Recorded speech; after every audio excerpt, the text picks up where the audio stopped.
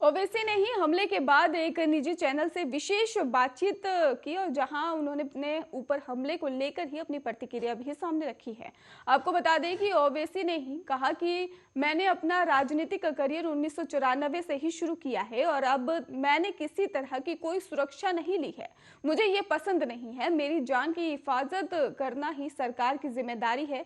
मैं भविष्य में भी कभी सुरक्षा नहीं लूंगा। जब मेरा वक्त आएगा तब चला जाऊंगा। और इसके साथ ही ओवैसी ने कहा कि चुनाव आयोग से मैं कहना चाहूंगा कि इस मामले में ही पीछे जरूर मास्टरमाइंड जरूर है और कुछ दिन पहले ही प्रयागराज में धर्म संसद में ही मेरी जान लेने की बात कही गई थी और जो ऑन रिकॉर्ड है और उसे भी देखा जाना चाहिए। साथ ही ओवैसी ने हमलावरों की जानकारी देते हुए बताया कि लाल और सफेद कलर के जैकेट में 2 हमलावर थे।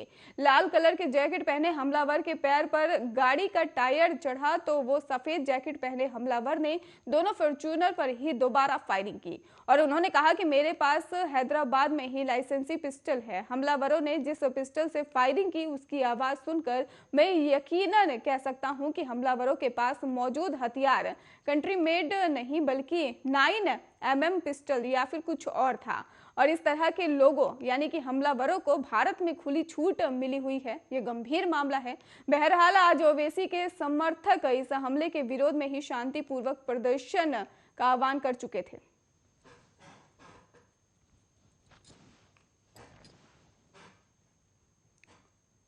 वहीं समाजवादी पार्टी छोड़कर आने वाली अपर्णा बिष्ट यादव को ही बीजेपी ने चुनाव प्रचार में उतार दिया है। राजधानी लखनऊ से सटे बाराबंकी में उन्होंने चुनाव प्रचार किया और इस दौरान ही उन्होंने कहा कि जिस तरह से उनके ससुर और पूर्व मुख्यमंत्री मुलायम सिंह यादव ने ही प्रधानमंत्री नरेंद्र मोदी को आशीर्वाद दिया, उसी तरह आप सब बीजेपी को आशीर्वाद दीजिए जिससे प्रदेश में एक बार फिर से योगी आदित्यनाथ की सरकार बन सके।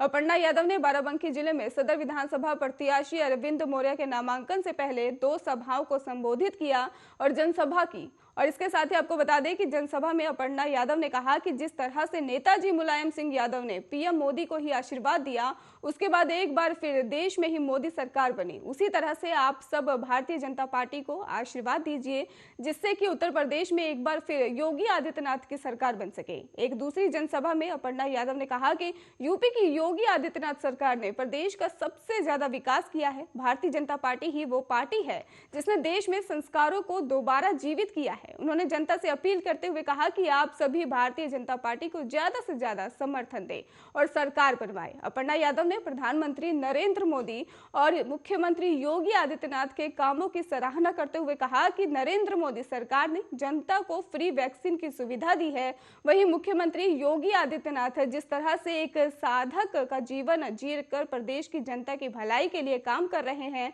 उस तरह से देश में कोई भी नेता काम नहीं करता।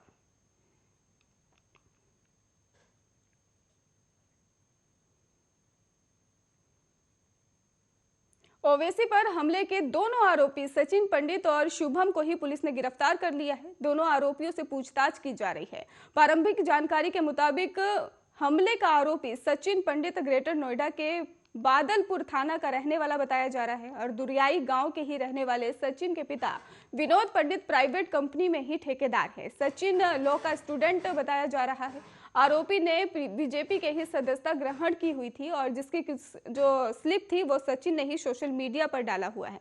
सचिन की तस्वीरें सोशल मीडिया पर मुख्यमंत्री योगी आदित्यनाथ और उप मुख्यमंत्री दिनेश शर्मा, सांसद महेश शर्मा सहित कई बीजेपी के जो कई साथ वायरल हो रही है। इसके साथ ही कहा जा रहा है कि वहीं दूसरा आरोपी शुभम सहारनपुर का रहने वाला है। शुभम 10वीं पास है, वो खेती करता है।